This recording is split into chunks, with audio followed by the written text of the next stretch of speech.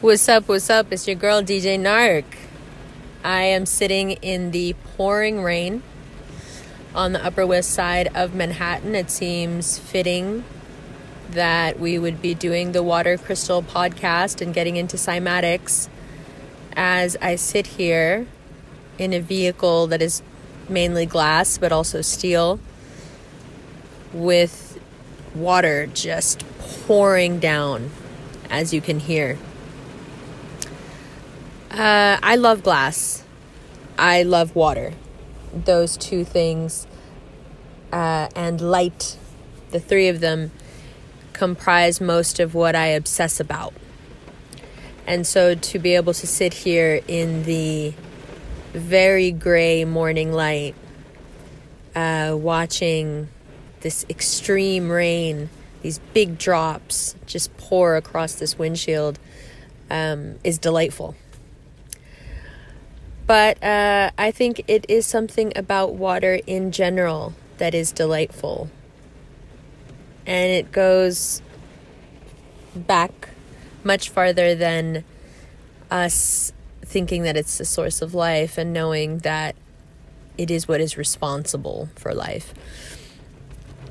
I think on an instinctual level, back in the mystical days, we knew that water was an interplay with consciousness.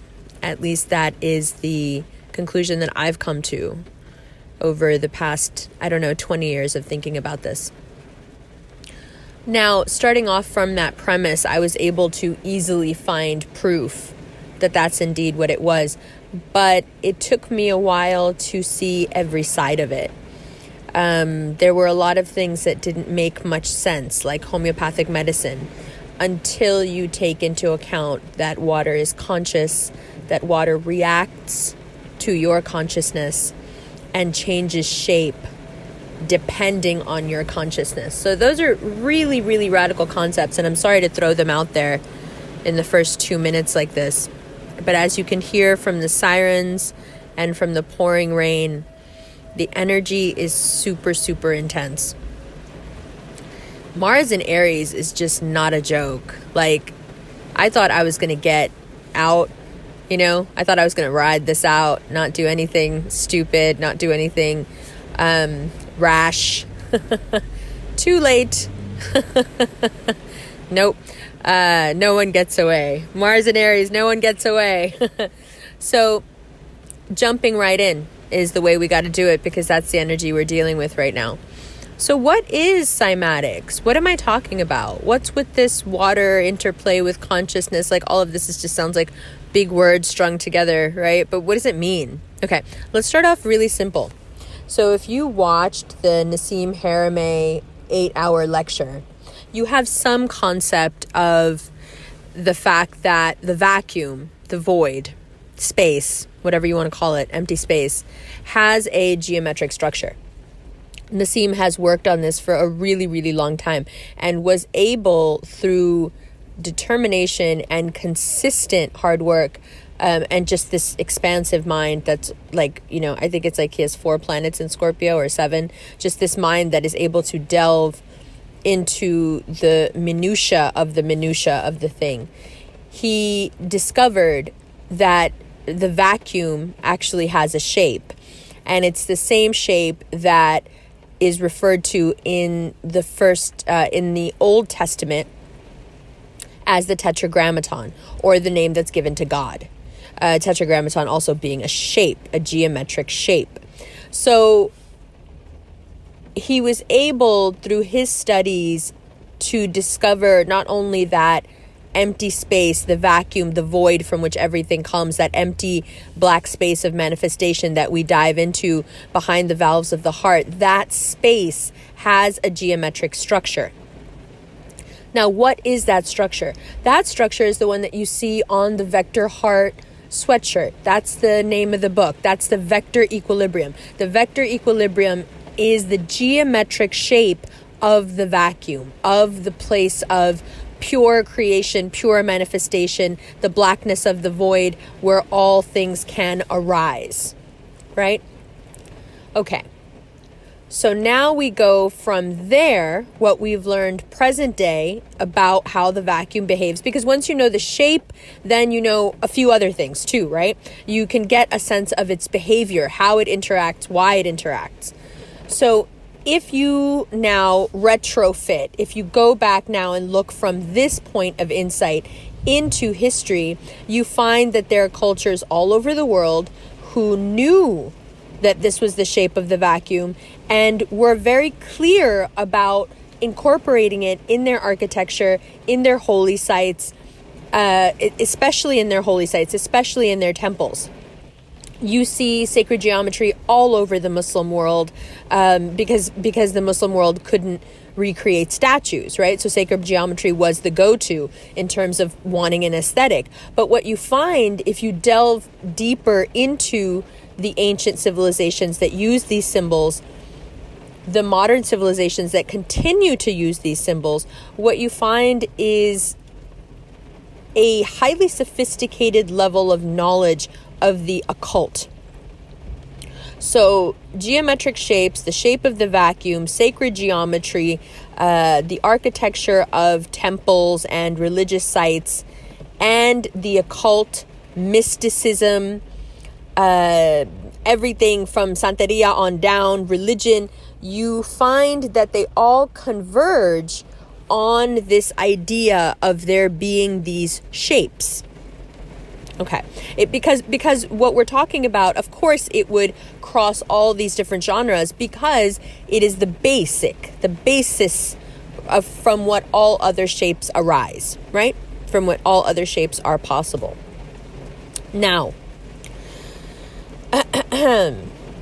once we can acknowledge and work off the foundational knowledge of, okay, there are these sacred geometric shapes. We see these patterns again and again in several places.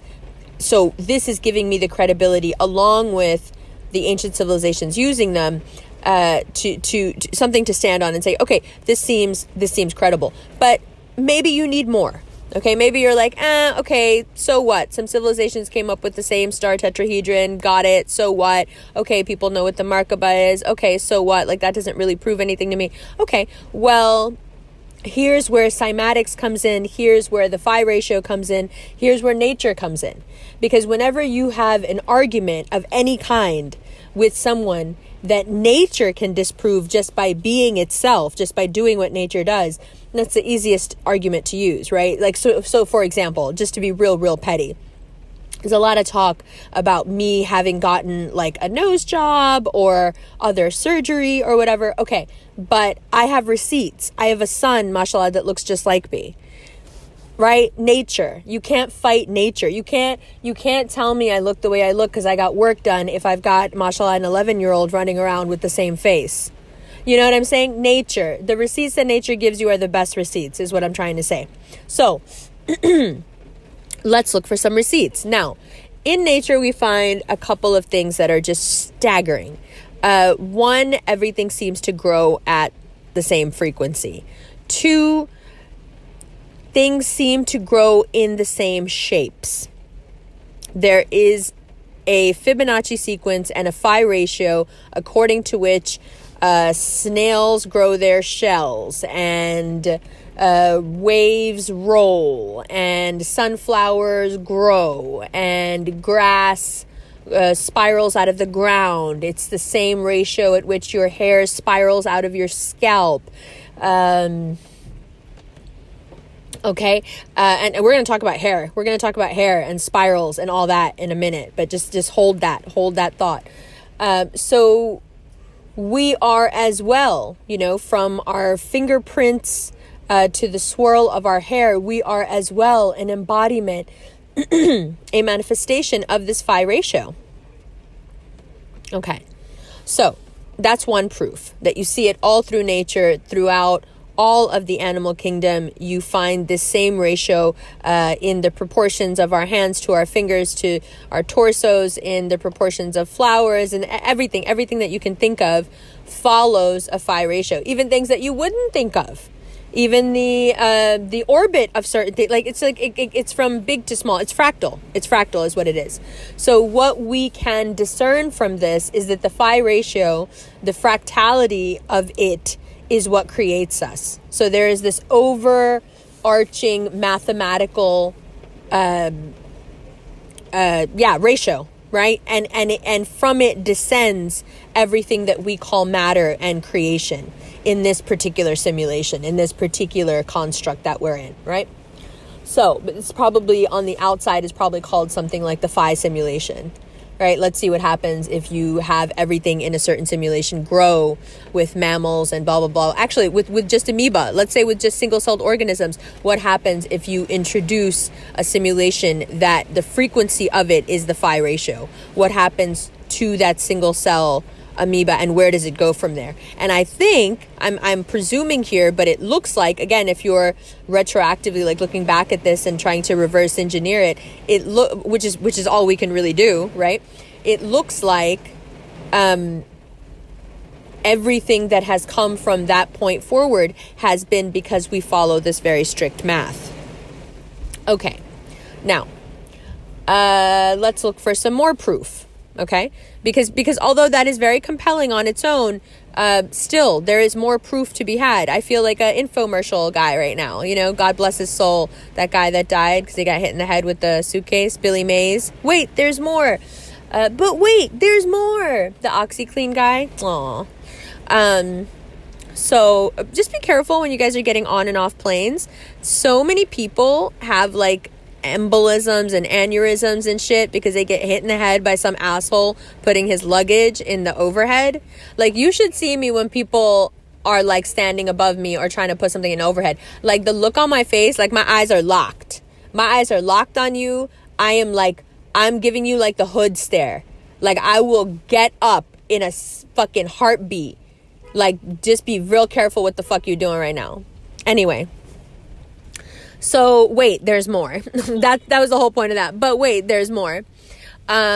So we also find that these shapes, this ratio is expressed in places that we thought were perhaps too small for this sort of expression. I mean, it's one thing to be like, oh, wow, it's really cool. A sunflower, follows the phi ratio. Oh, really cool. A nautilus shell follows the phi ratio. Hey, cool. It's the way a wave spirals. Hey, cool. Like, that's really cool. That's really great, right?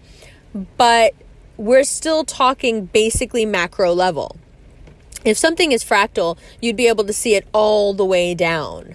Right? That's why we think it's like so cute when they show us like animals doing human things, like ants sitting at the picnic, like eating, with napkins and plates and stuff. That's adorable to us because it's fractal, right? So if we were looking at this from a purely scientific standpoint, we would say, well, if it doesn't follow this pattern all the way down into the minutia, then it's not accurate. Then it's not, this overarching set of directions like we're presuming that it is. Well, but it does. So one of the smallest shapes that we can find is snowflakes, right? Or water that has been frozen and put under a microscope, because when it freezes in certain shapes. Okay, perfect.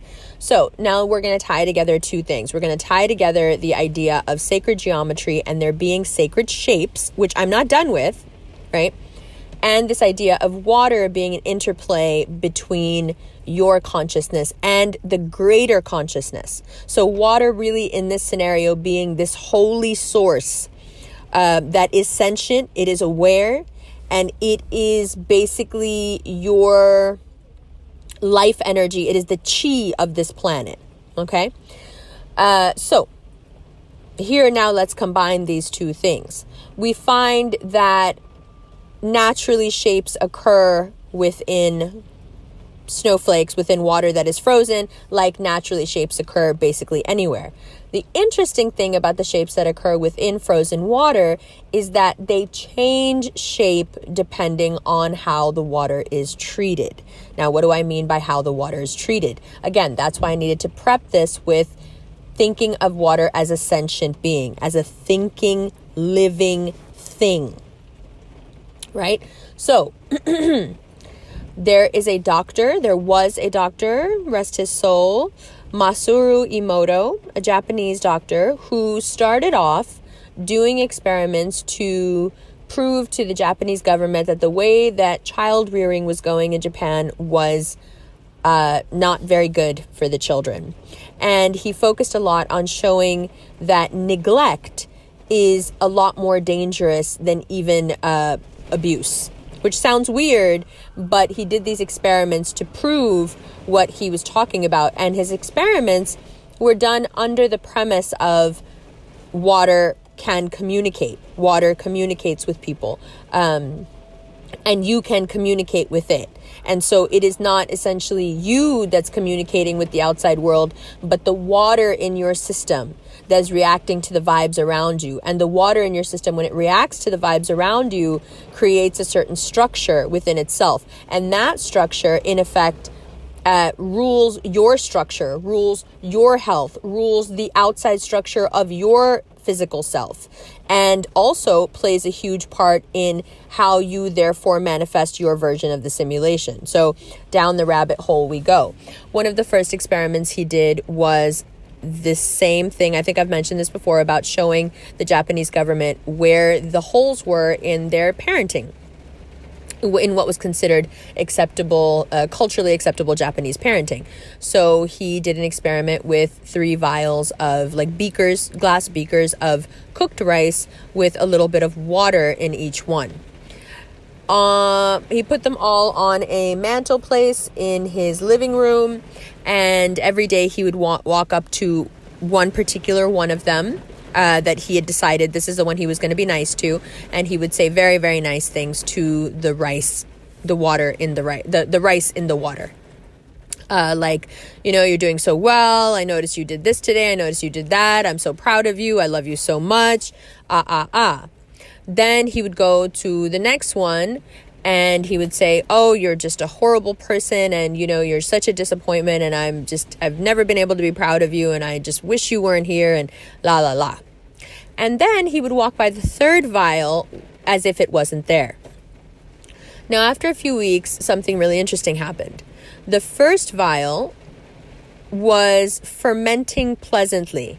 There was a pleasant smell of fermentation coming from it, like it tasted like something good. That was the one that he had been really nice to.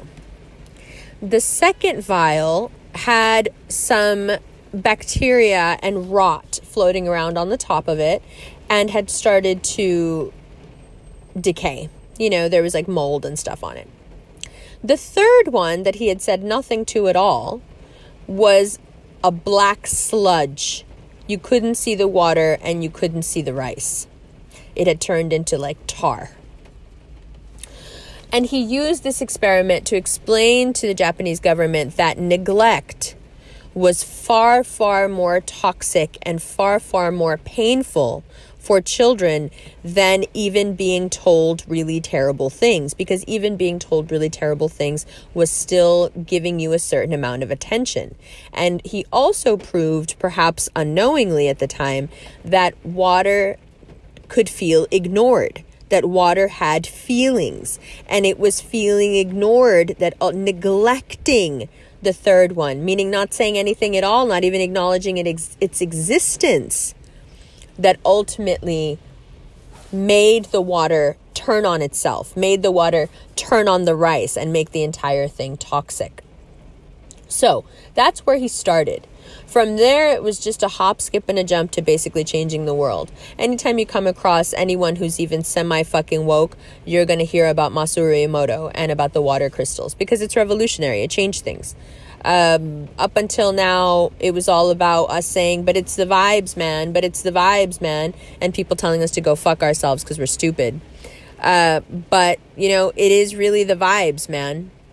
And Dr. Emoto was able to prove that when we say that, we actually mean something that's quantifiable. So from these experiments, he went on to do experiments where he would take vials of water and he would label them with different things. He would put a label on one that said, I love you, a label on another that said, thank you, a label on another that said, I hate you, a label on another that said, I want to kill you. And after a week or so, he would freeze the water, and under a microscope, he would check out the crystals that they formed. Immediately, he realized that he was on to something groundbreaking because it was uncanny. The shapes of the water, the little microscopic snowflakes in the water that was marked, I love you, were beautiful by any standard symmetrical aesthetic, definition. They were like perfect snowflakes. They were really beautiful, intricate even. Thank you was even more beautiful. Wide expanse in the middle, beautiful, looked like jewelry. I want to kill you didn't look like anything under the microscope. It looked like an oil sludge. I hate you looked even worse. There were spots of what looked like mold in the water. So this is on a microscopic level. Now from there, again, once you get that kind of discovery, you're just going to keep rolling with it, right? Because why not? So from there, he went on to do more complex experiments that had to do with what we think, and how we speak to each other and how it affects the water in our body. And through these experiments, and his experiments are vast. They are numerous, and you should absolutely look into them. It's fascinating. But what he was ultimately able to prove, pretty easily actually, was that the water was reacting. And consciousness is reacting. And perhaps it is the water within us that is the consciousness that is reacting. Science has been looking for the seat of consciousness for a very long time. And I don't think it's occurred to them yet that perhaps it is the water running through our blood that is alive and conscious and speaks to the rest of the water around. And that is actually the seat of consciousness. But okay. So the water in your body reacts to what is written on your body and what is said to your body, just like the water in other people's body reacts to what is said to them or what is written on them, just like the water in your water bottle or in your water pitcher reacts to what is written on it or who touches it and gives it what energy. Okay, this is where the concept of holy water comes from. Actually, it goes even further back than that, because ultimately you're talking about the use of the Ark of the Covenant, and water was the substance that was needed to make the Ark work. It was the medium through which the Ark worked. In the back of the Temple of Solomon were what was called the Little Sea, where the water that was used for the Ark of the Covenant was kept, and people would come and take water from there because it would cure their ills. It would make their crops grow faster. So they would charge the water with the Ark of the Covenant, and then they would flood the fields with it, and they would have these enormous yields. So holy water ultimately comes from this idea of the water being in the presence of, in the case of Jerusalem, the Ark of the Covenant, a life energy. Right? A life energy machine. In most cultures where you find pyramids, you will find water nearby, or they were made in the water and the water has dissipated over time.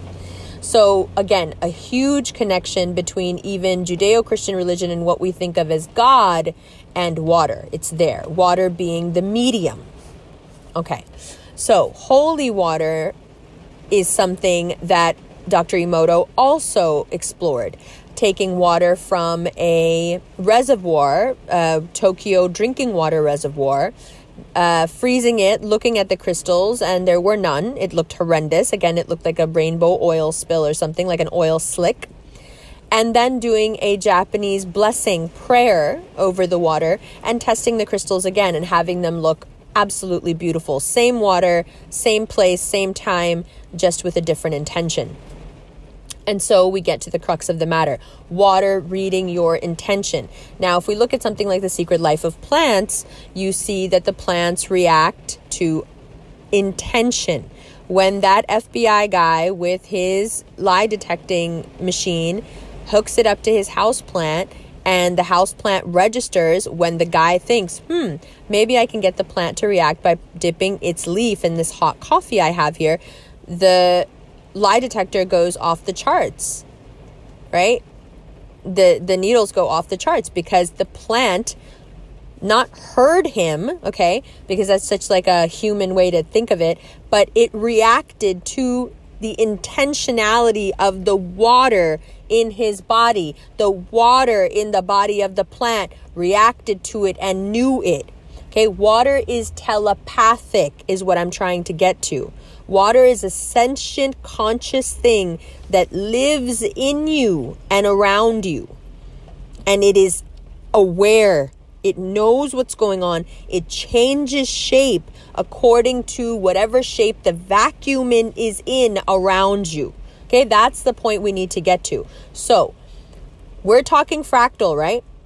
So if somebody writes on a jar, I love you, and you put water in it, we know what I love you is. We know what love means. We know what kind of a concept, what kind of a power it has, what kind of a hollowed place it has amongst all the other emotions and all the other things that can happen in the world. It's a very powerful concept, and it's something we all agree on universally, yes? For example, the love of a mother, okay? Now, you're going to take all of that and you're going to place that, all of that, right? Everything referential that the vacuum can think up that means love. I love you. And it's going to pour into, right? Like attracts like. It's going to pour into that water. And that water's water crystals, that water structure, as it interacts with the vacuum, as it interacts with the void, that water is going to change structure to match what is being told to it, what is being programmed into it. Now, you take this water and you drink it. And now you have, if we were looking under Dr. Emoto's microscope, these gorgeous water crystals all through your body. And what they do is, now there's a really fascinating documentary about water. It's a Russian documentary on YouTube. It's pretty easy to find. And what they're able to prove is that if you take, for example, normal tap water and you take blessed water, in the documentary, they take water from an Eastern Orthodox, Greek Orthodox church. They're big into blessing water in a certain way.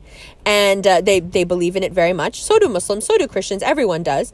And they take a few drops of that holy water and they put it into the tap water, okay?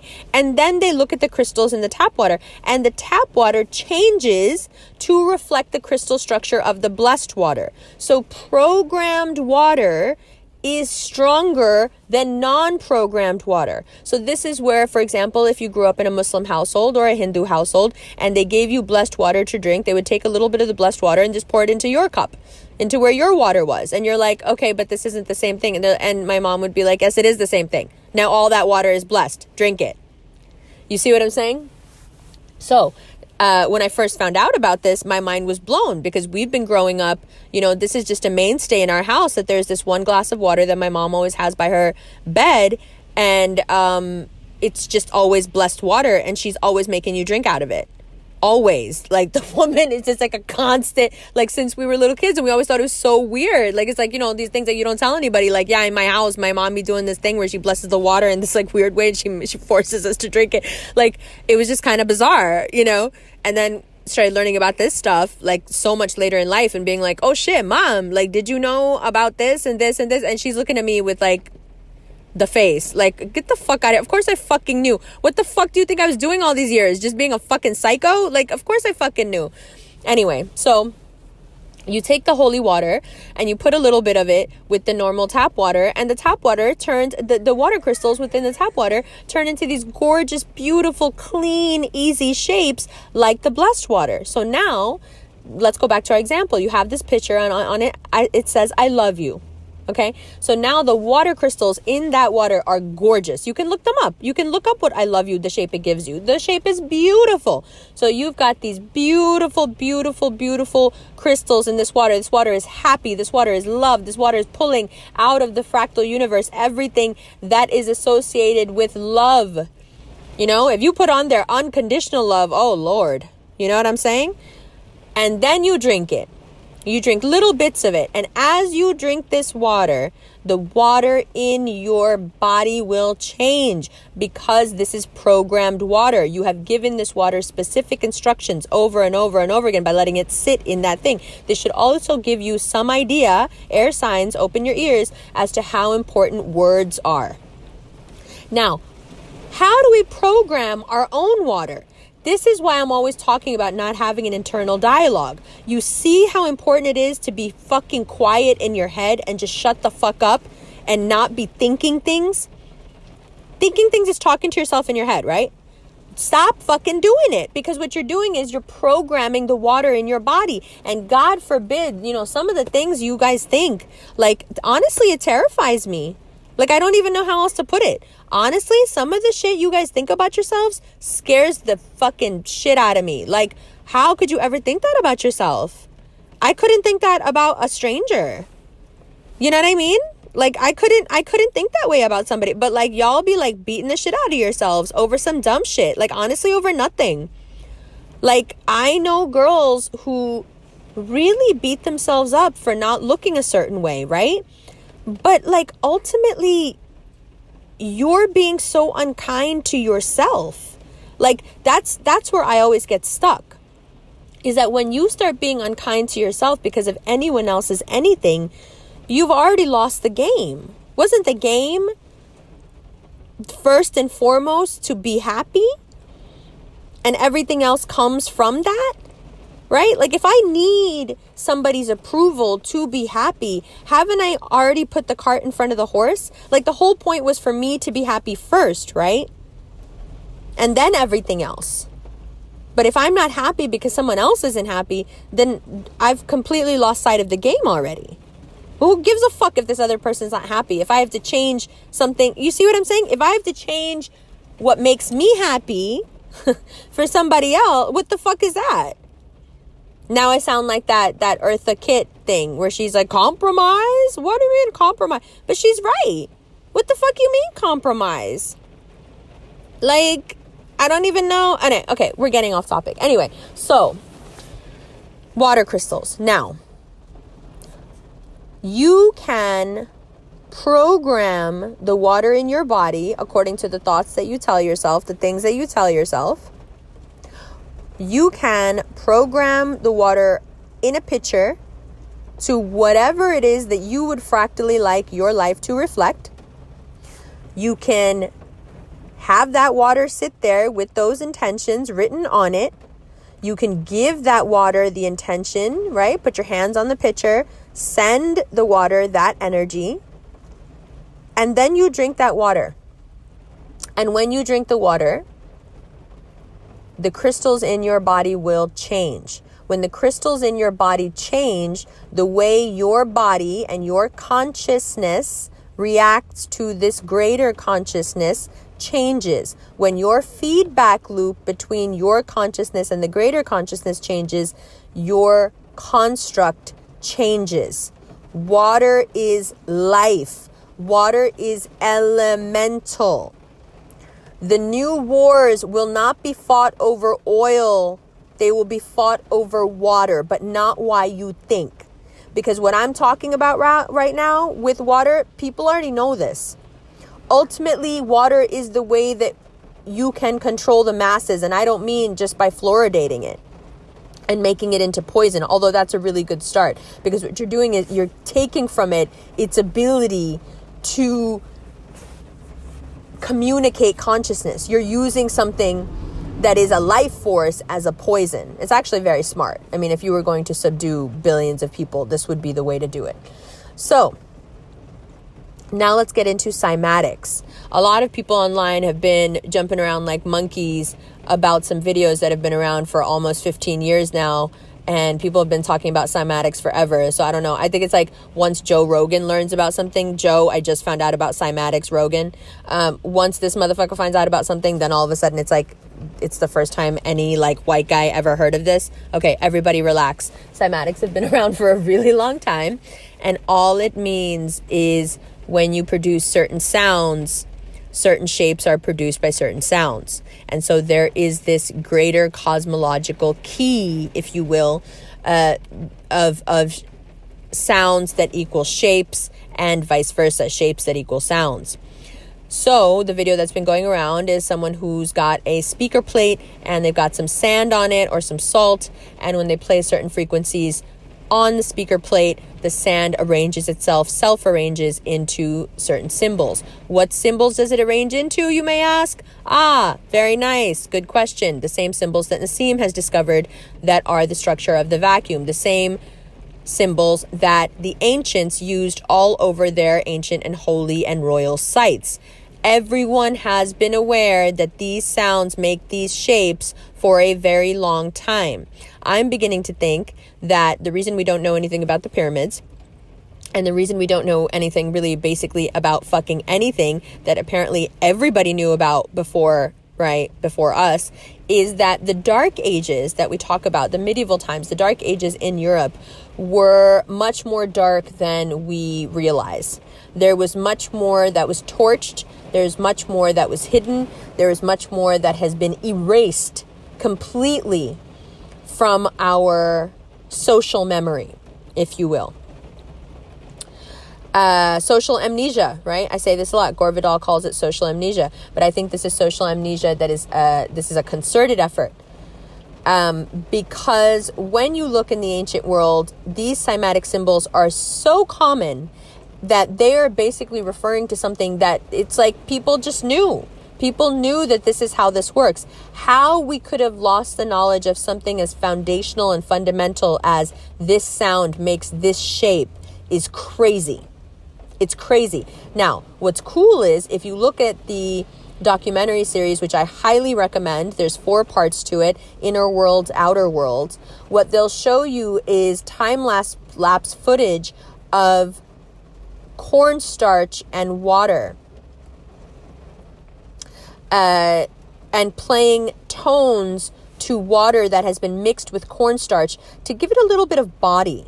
And what you find, it's so fascinating, is that when you play certain frequencies to the cornstarch water, it begins to behave like it's alive.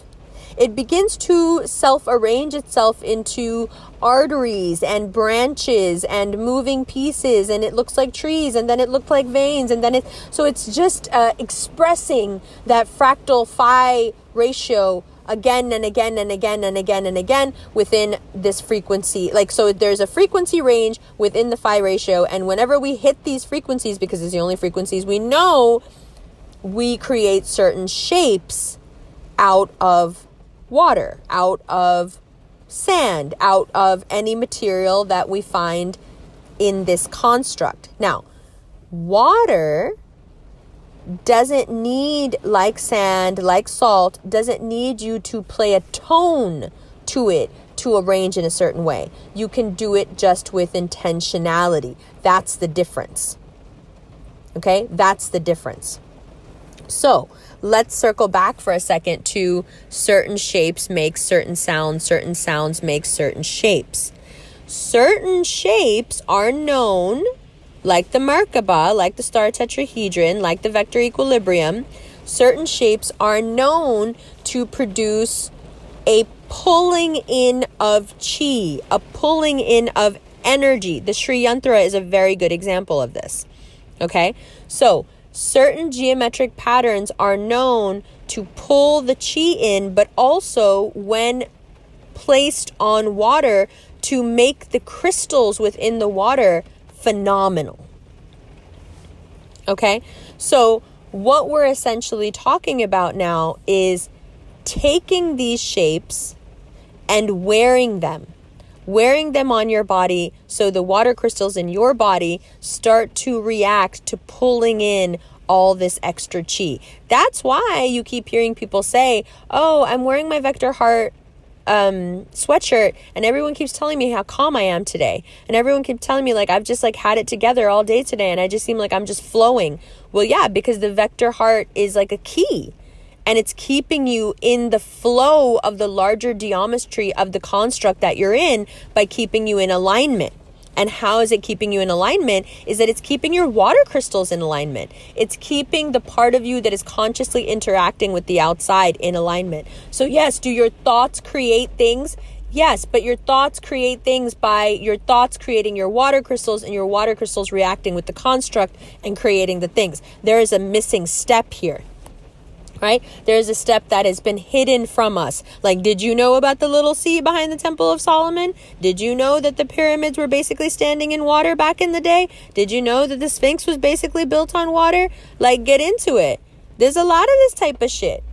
You know, I'm telling you, it's been hidden. And the reason it needs to be hidden is because think about how revolutionary and how revolutionary and how scary it is. Are you telling me with just a few shapes and some water, I could affect real change on this construct? Yes, that's exactly what I'm saying.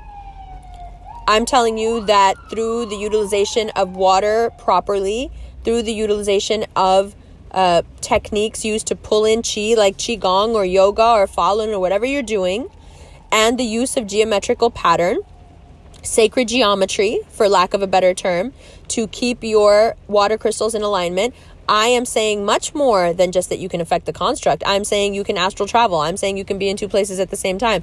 I'm saying you can ask for pretty much anything you want and get it.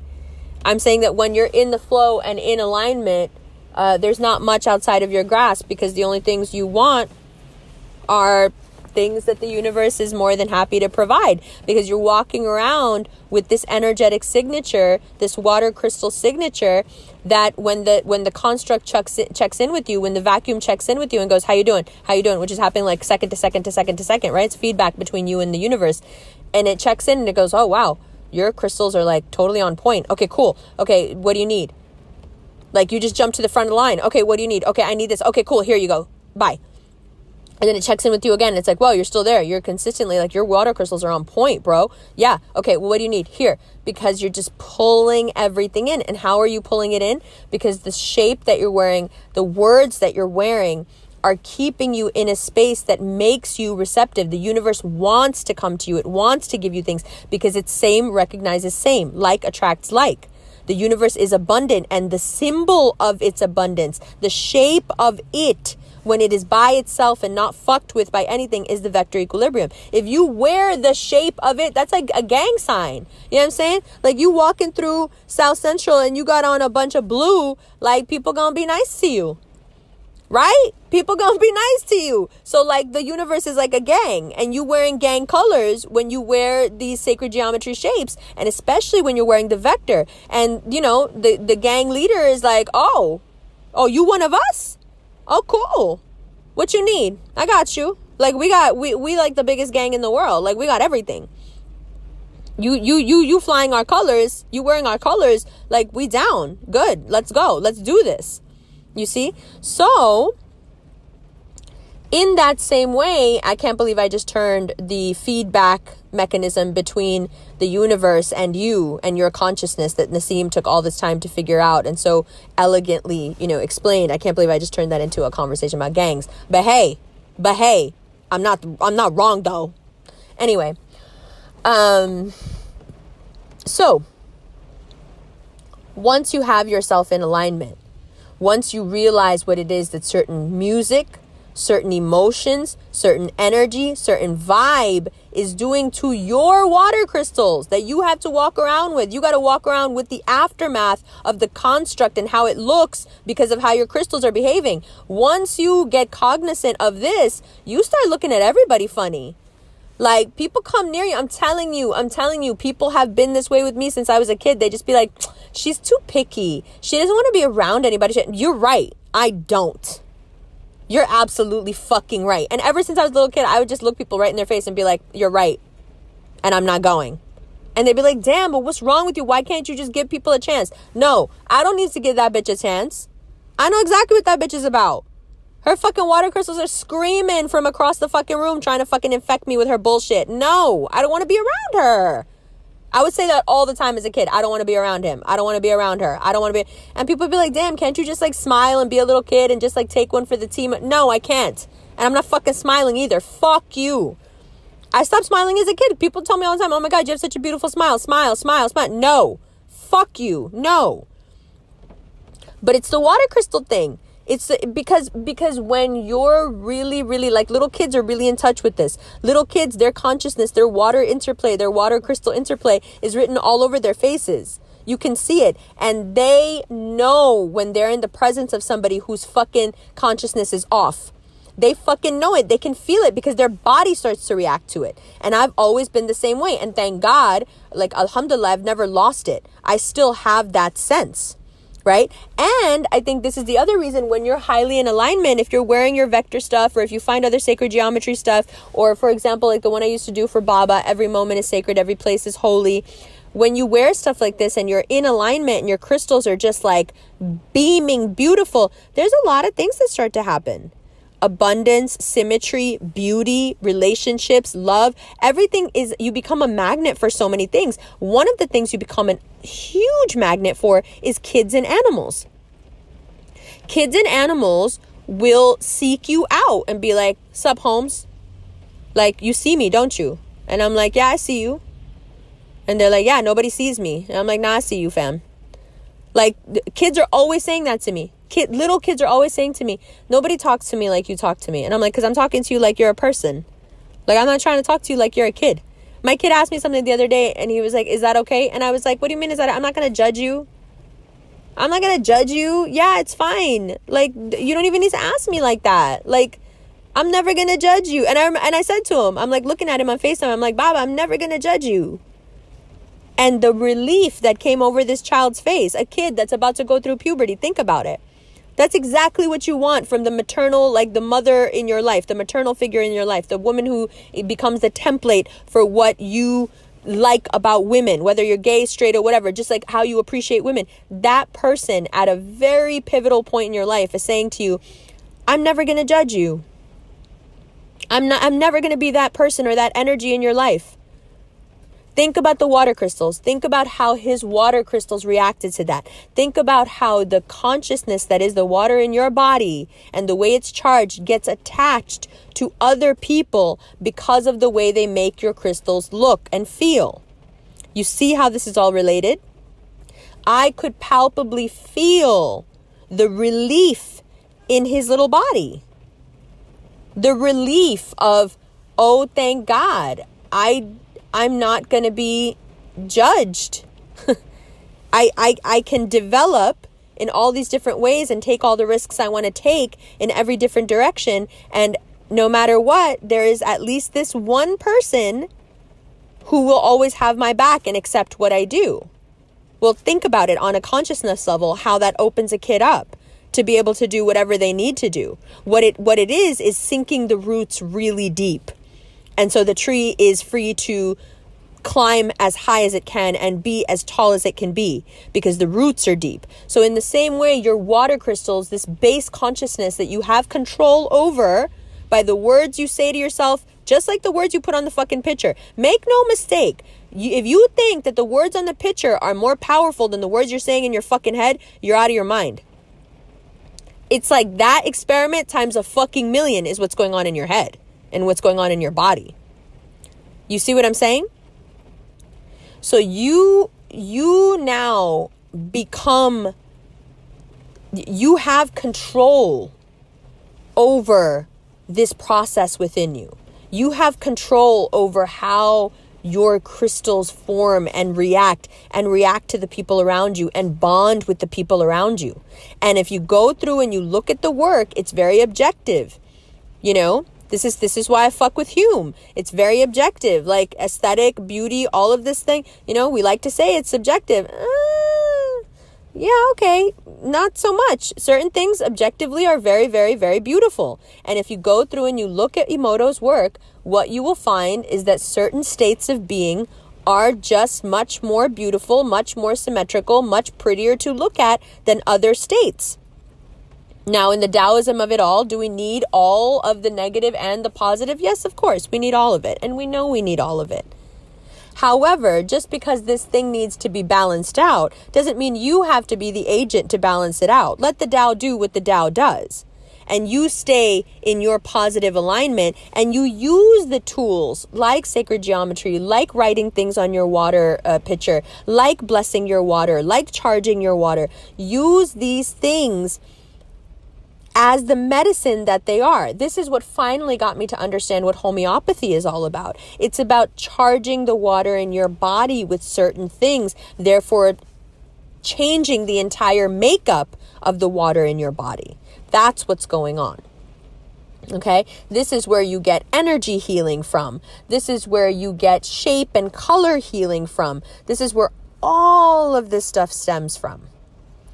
Okay, so this is a really brief introduction because honestly, the topic is huge and there's so many different avenues we can go down. And I'm sure you've already thought of a million ways how this applies to your particular culture or your particular customs or things you've heard about or things you know about. So I am by no means saying that this is the end all be all, the best compendium of facts on consciousness and water. I just feel that particular one piece is something that I haven't heard before. All the rest of it I've heard before, but this idea of it being the conduit through which we communicate with the vacuum, with the structure of space-time, that I haven't heard before, and I feel that it's a reality. It's a fact I keep running into over and over again. Right? So that's us. That's water crystals. Thank you guys for being so kind about the last couple of podcasts. It was just like a really weird time. I think Geminis were going through the shit. And as a Cancer rising, the ascent to new levels and new heights is dizzying, to say the least. So it has been an interesting mix of highs and lows, mainly highs, and then some interesting tower moments that weren't necessarily lows, but needed to be expressed. So thank you again for being so kind and so understanding. And I'm glad that you were able to relate. I'm glad that it makes sense to you. I'm glad that, although a lot of you were surprised, I'm glad that you realized that I am, in fact, absolutely and completely human and very vulnerable, just like all of the rest of you. And that, of course, I have flaws and make mistakes and have fallen on my face several times. I think I've been very open about that, actually. And I actually revel in making mistakes because I don't like people who pretend that they don't make mistakes. I don't trust people who pretend to be perfect just because it's such a fallacy. There's no such thing. So as soon as you run across someone who's acting that way, who knows what else they're lying about, right? So although I like to present a perfect product in the capacity of the work that I do not profess to be perfect in any other arena of my life. But I do absolutely believe that in your work, whatever your work may be, you should do it with perfection. And in your aesthetic, whatever your aesthetic may be, although however questionable I may find it, you should do it to its perfection. That I do believe. But as far as when it comes to life and relationships and love and interpersonal relationships and, all those things, of course, there is no such thing as perfection. Of course, there should not even be a striving towards perfection. Relationships are anything but perfection. They are a way to expose that about you which isn't perfect, and perhaps with the help of another person and love that the two of you have to evolve faster than you would have alone.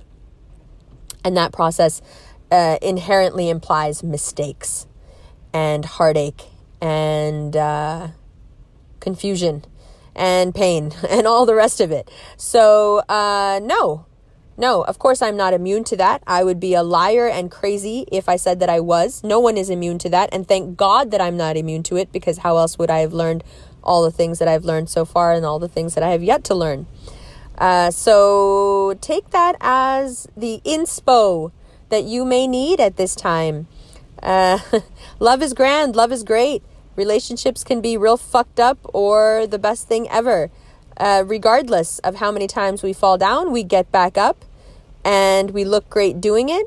And we remember that at the end of the day, no matter how great a relationship, how intense, how sexual, how passionate, how wonderful, how lame, how abusive, how awful it was, it does not change the central and most important fact that you are fucking amazing, that you are loved, that you are incredibly important and essential to the well-being of this entire construct in which we find ourselves, that you are included, that you are part of a much bigger family that cares for you, loves you, looks out for you. And by that, I mean the universe and fractally down onto us, the revolution. You are loved. You are cared for. You are part of a collective. And so with that, I'll wrap this up. The implications, like I said, of this are so far-reaching that we could talk about it for hours. But I think this is a great way to end it. And from here, we'll jump off into different related topics. And and get into some real crazy stuff. Now that we've opened this door, there's a lot of stuff past this door I'd love to talk about. So let's get into it. Shout out everybody in the Rev fam. What the fuck is up with you guys? You guys are on fire, bruh. You guys are lit, bruh. You guys are lit. I'll see you guys in Miami in June. I'll be in London in March. We're doing an event in Copenhagen as well in March or in April, I forget. We'll figure it out. We got LA coming up at the end of February. We got Oakland March 2nd. I'm thinking about Houston. If we can fit the dates in, I'll keep you posted on that. Shout out everybody, man. Shout out the revolution. Y'all are amazing. I love you so much. Sorry it's a little bit late. And I'll hit you back next week. Bye.